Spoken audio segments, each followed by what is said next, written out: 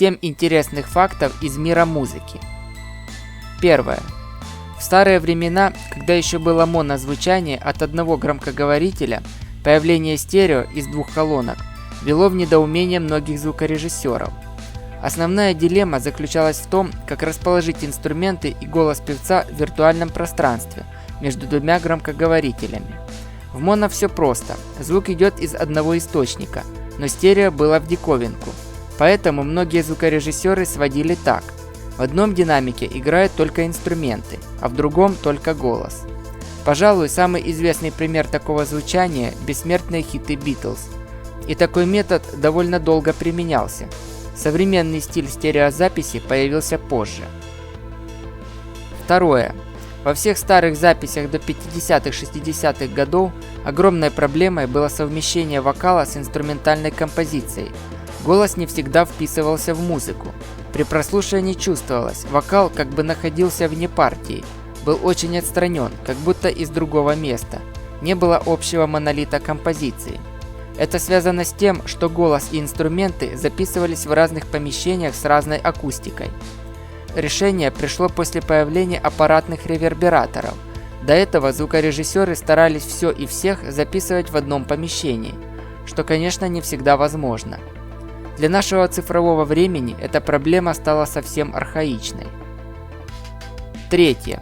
Многие звучащие инструменты в музыкальной песне обрезаны или изменены звукорежиссером с помощью эквалайзера. Причем, если их прослушать отдельно от микса, можно удивиться, так как они разительно отличаются от того, что мы слышим, когда проигрываем цельную композицию. Это связано с тем, что мозг восстанавливает оригинальное звучание многих обрезанных инструментов по памяти. К примеру, применяется такой популярный прием в звукорежиссуре, когда композиция начинается с одной гитары или любого другого инструмента, и при подключении всех остальных инструментов звук гитары обрезают для прозрачности микса, но мозг думает, что гитара не изменилась, а звучит все так же. Четвертое. Многие колонки вообще не воспроизводят басовые частоты, но бас-партию мы слышим.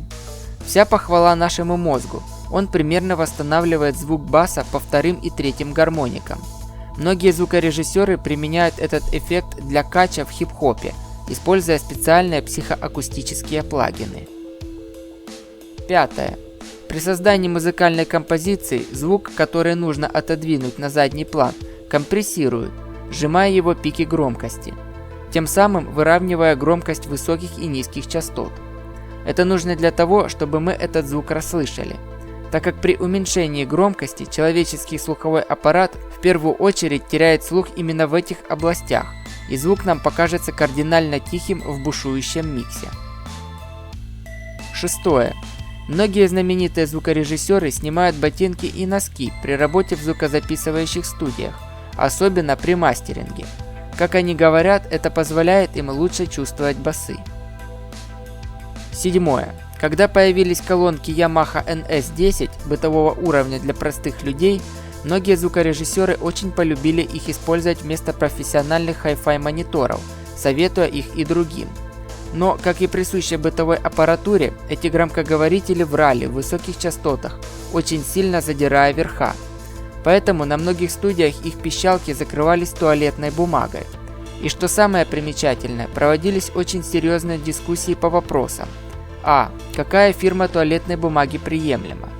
Б. Какой слой бумаги нужно накладывать и так далее. Спасибо за внимание и за то, что смотрите ролики на моем канале LT Denis Facts. Понравилось? Подписывайтесь, ставьте пальцы вверх, пишите комментарии и делитесь с друзьями. До скорого!